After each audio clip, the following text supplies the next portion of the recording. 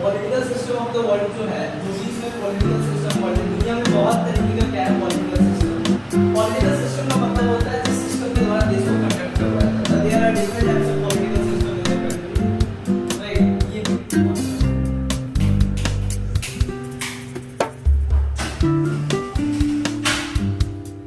Discuss the political system of the world. Political दुनिया में क्या है, बहुत अलग अलग तरीके का क्या है राजनीतिक व्यवस्था। जैसे कि क्या है हमारे अमेरिका का देखो, अमेरिका कंट्री है, इंडिया कंट्री है, दुनिया में बहुत सारे कंट्री है, लेकिन हर एक देश का क्या है पॉलिटिकल सिस्टम अलग अलग है on the basis of their geographical location, on the basis of their population, on the basis of their history, on the basis of their culture, on the basis of their societal diversity. तो basically क्या है दुनिया में सबसे पहले अगर political system का बात आता है, आपको सबसे पहले जानना ये है कि पॉलिटिकल सिस्टम क्या है। What is understand by political system? तो राजनीतिक व्यवस्था या political system is that system by which the government can, जिसके द्वारा गवर्नमेंट को चलाया जाए या जिसके द्वारा कंट्री को चलाया जाए। तो राजनीतिक व्यवस्था एक ऐसा व्यवस्था है जिस व्यवस्था के द्वारा किसी भी देश को क्या किया जाता है, चलाया जाता है। जैसे क्या दुनिया में सबसे पहले अगर व्यवस्था का बात किया जाए, अगर पॉलिटिकल सिस्टम का बात किया जाए, तो पहले आता है monarchy. There are two types of political system. One is called monarchy and second is called monarchy का मतलब होता है राजतंत्र और दूसरा आता है डेमोक्रेसी। क्या आता है? डेमोक्रेसी। मोनार्की और डेमोक्रेसी दोनों में क्या अंतर है? मोनार्की का मतलब होता है राजतंत्र और डेमोक्रेसी का मतलब होता है प्रजातंत्र। दोनों एक दूसरे के अपोजिट है।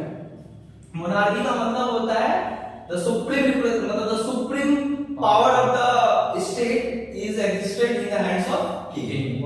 राजा के हाथ में क्या होता है, सारा पावर होता है। राजा अगर किसी कोई भी कानून बना दे तो राजा के द्वारा बनाया गया कानून ही प्रजा के लिए क्या होता है, एक लॉ बनता है और प्रजा को क्या करना होगा, फॉलो करना ही होगा। दूसरा चीज क्या है, मोनार्की में जो सबसे सुप्रीम चीज होता है किंग के पास। दूसरा, मोनार्की में कोई लॉ फॉलो नहीं होता है। The order of king is the law of people. उसमें क्या होता है, राजा के द्वारा दिया गया आदेश ही प्रजा के लिए कानून होता है और वो this is the supreme law of the land, और उसको प्रजा को फॉलो करना ही होगा क्योंकि ये राजतंत्र मतलब राजा का सरकार है। दूसरा, मोनार्की सिस्टम में क्या होता है कि जो राजा आते हैं वो हेरिडिटरी सिस्टम से आते हैं। हेरिडिटरी का मतलब होता है वंशानुगत। इसका मतलब होता है उसका बाप राजा है, उसके बाद उसका बेटा राजा होगा, फिर मतलब एक ही फैमिली से क्या आएंगे, राजा वहां आएंगे। इसका सबसे बेस्ट एग्जांपल अगर दुनिया में कहीं था वो था यूके। कौन था? यूके, जिसको हम लोग ब्रिटेन के नाम से भी जाना जाता है।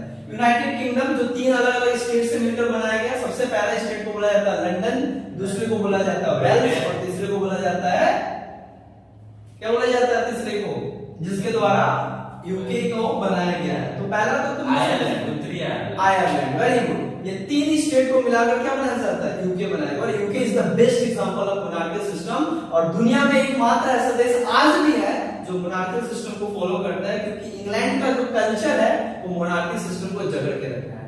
आज भी वहां जो है किंग के मरने के बाद, सॉरी क्वीन के मरने के बाद आज वहां किंग। तो इस तरीके से क्या है, ये मोनार्की सिस्टम का मतलब जहां क्या होता है, राजा हेड होता है और प्रजा क्या होता है, वो इस सिस्टम में क्या होता है, प्रजा को उतना ज्यादा वैल्यू, उतना ज्यादा राइट्स, उतना ज्यादा फ्रीडम नहीं दिया जाता है। इस सिस्टम में केवल किसी का बात अगर चलता है वो तो है राजा। दूसरा आता है डेमोक्रेसी। डेमोक्रेसी बिल्कुल इसका विपरीत है। मोनार्की के अगेंस्ट क्या है, क्या डेमोक्रेसी। और सबसे पहले इंग्लैंड में आया जो डेमोक्रेसी आया, जिसको हम लोग बोला जाता है, सबसे पहले इंग्लैंड में डेमोक्रेसी आया 1689। एक बहुत बड़ा ऐतिहासिक घटना हुआ था इंग्लैंड में, जिस घटना को बोला जाता है ग्लोरियस रेवोल्यूशन। क्या बोला जाता है, ग्लोरियस रेवोल्यूशन 1689 में होता है, जिस युद्ध में क्या होता है कि मोनार्की सिस्टम को पूरे तरीके से क्या किया जाता है, खत्म कर दिया जाता है और एक नया सिस्टम इंग्लैंड में प्रस्तुत किया जाता है, and that system is known as parliamentary. क्या होता है, parliament. And parliamentary system is only based on the democratic country, क्योंकि पार्लियामेंट्री जो सिस्टम है केवल एक डेमोक्रेटिक कंट्री में क्या हो सकता है, एग्जिस्ट कर सकता है, एक मोनार्की सिस्टम में एग्जिस्ट नहीं कर सकता है। क्योंकि पार्लियामेंट्री का मतलब क्या होता है, parliamentary in England known as Westminster system. Parliamentary जो सिस्टम है, जिसको बोला जाता है parliamentary system, was come from the England, and that's why England is known as the mother of parliament. क्योंकि दुनिया में सबसे पहले पार्लियामेंट सिस्टम को अडॉप्ट करने वाला अगर कोई कंट्री है, उस कंट्री का नाम है इंग्लैंड। तो इस तरीके से मोनार्की सिस्टम स्टार्ट हुआ। पर डेमोक्रेसी क्या होता है, अगेंस्ट तक किसके आता है, मोनार्की सिस्टम आता है। जब राजा क्या करते हैं, राजा क्या होते हैं, अपने मनमानी करने लगते हैं और अपने पावर का गलत तरीके से इस्तेमाल करना स्टार्ट कर देते हैं। उस टाइम क्या होते हैं कि एक जो मिडिल क्लास के लोग थे इंग्लैंड में, बहुत बड़े पैमाने पर मिडिल क्लास के लोग क्या करते हैं, इसको वायोलेट करते हैं। जो मिडिल क्लास के लोग हैं वो लोग क्या करते हैं, मोनार्की सिस्टम के प्रति धीरे धीरे अपना आक्रोश व्यतीत करते हैं और आक्रोश व्यतीत करने के बाद एक बहुत बड़ा मेजॉरिटी मिल जाता है उन लोगों को और वो इंडिविजुअल लिबर्टी और पीपल सपोर्ट का बात करना करते हैं, participation in peoples to public affairs का बात करना स्टार्ट करते हैं। और उस टाइम क्या होता है, एक नया कॉन्सेप्ट आता है और new modern concept was come in the political system and that system is known as democracy. But democracy का मतलब होता है, democracy is come from two Latin या ग्रीक वर्ड्स, दो ग्रीक वर्ड से आता है। एक को हम लोग बोला जाता है डेमो, क्या बोला जाता है, डेमो, और एक को बोला जाता है क्रेटिया। एक को क्या बोला जाता है, एक होता है डेमो और एक को बोला जाता है क्रेटिया। डेमो का मतलब होता है पीपल, क्या होता है, पीपल, एंड क्रेटिया का मतलब होता है बाय रूल।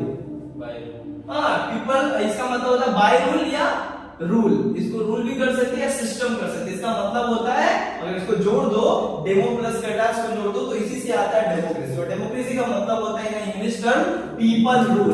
इसी को एक बहुत अमेरिका का the former president of America, जिन्होंने सबसे सर्वश्रेष्ठ एक डेफिनेशन दिए थे, जिस डेफिनेशन का नाम था, जिसका Abraham Lincoln, the former president of America, जिन्होंने बोला था कि democracy is the government of the people, for the people and by the people. प्रजातंत्र लोगों का सरकार है, लोगों के लिए सरकार है और लोगों के द्वारा ही सरकार है। इसका मतलब होता है in a democratic country all the government organisation shall consist by the representative of people, right. इस तरीके से क्या होता है, एक प्रजातंत्र की एस्टेब्लिशमेंट होता है। और प्रजातंत्र में क्या होता है कि एक ऐसा सिस्टम है जिसमें the highest power was exercised in the hands of people. ये जो देश होता है ये जनता के द्वारा चलाया जाता है, इसीलिए इसको बोला जाता है कि डेमोक्रेटिक कंट्री। और डेमोक्रेटिक कंट्री जो है पूरे तरीके से क्या होता है कि आज अगर कोई प्योर डेमोक्रेटिक कंट्री अगर माना जाता है तो इंडिया,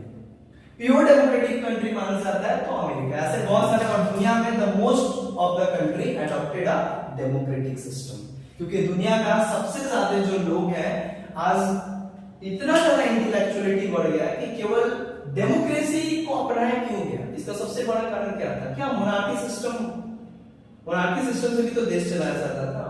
बट डेमोक्रेसी आने का सबसे बड़ा कारण क्या था, डेमोक्रेसी आने का सबसे बड़ा कारण था कि देश का 80% ऐसे जनसंख्या थे, पीपल्स थे, जिनका क्या होता था, इंटरेस्ट फुलफिल नहीं होता था by the system of monarchy system.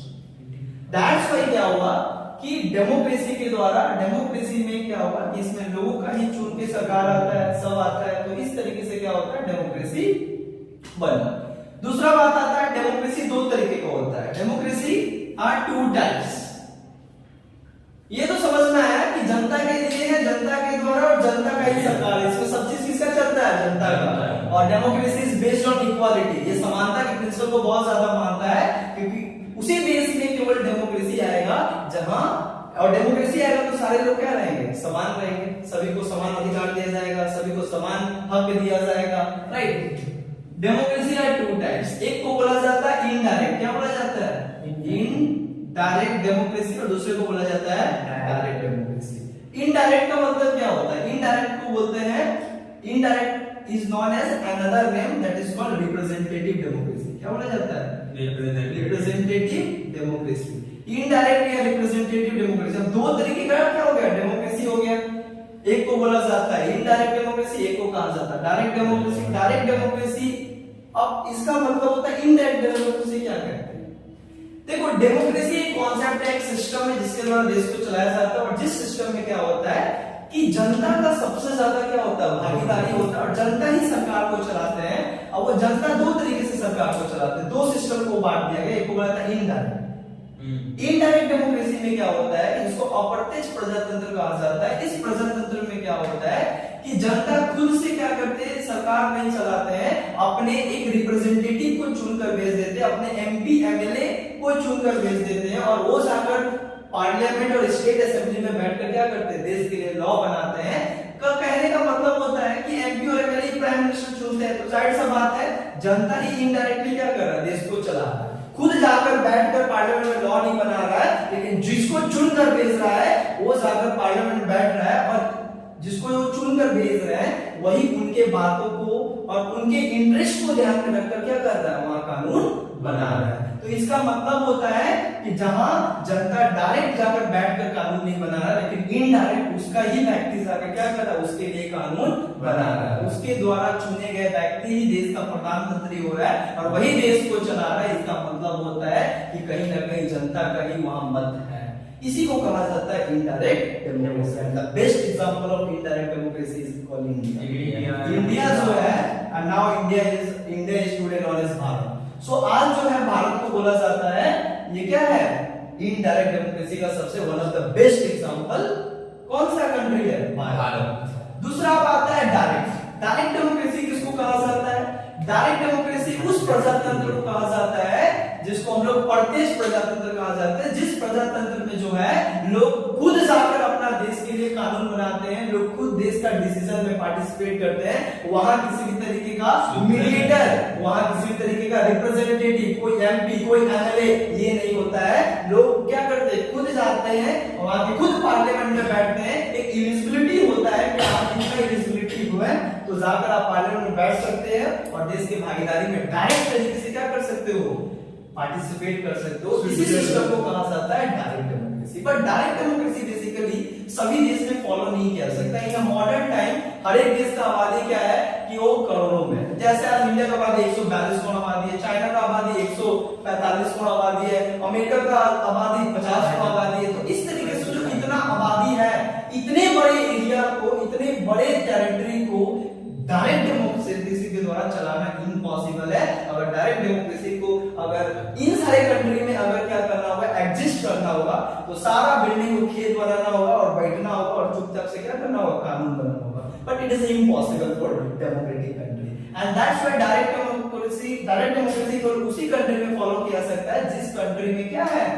Small population हो, जिस कंट्री का टेरिटरी क्या हो, छोटा हो, उसी देश में कोई क्या किया सकता है, डायरेक्ट डेमोक्रेसी को फॉलो किया जा सकता है।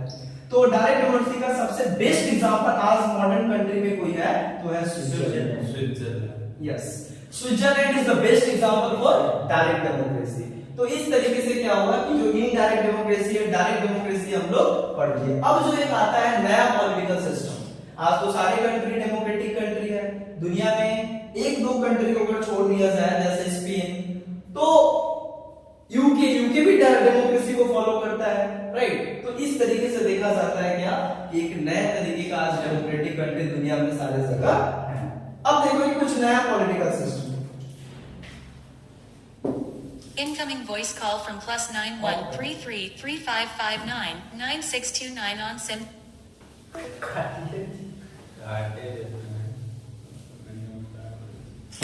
अब देखो एक जो पॉलिटिकल सिस्टम है, मॉडर्न पॉलिटिकल सिस्टम जिसको बोला जाता है, ये तो समझ में आए कि मोनार्की और डेमोक्रेसी।